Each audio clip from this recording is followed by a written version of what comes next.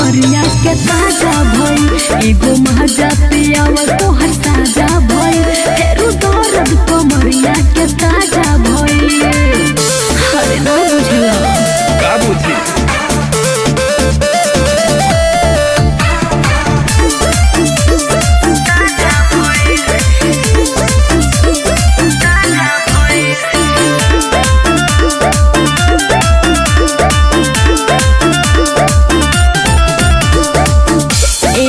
चीज खा के काहे नाही पेट भरे हो देखिला जे तोहे मन लागेला हरे हो।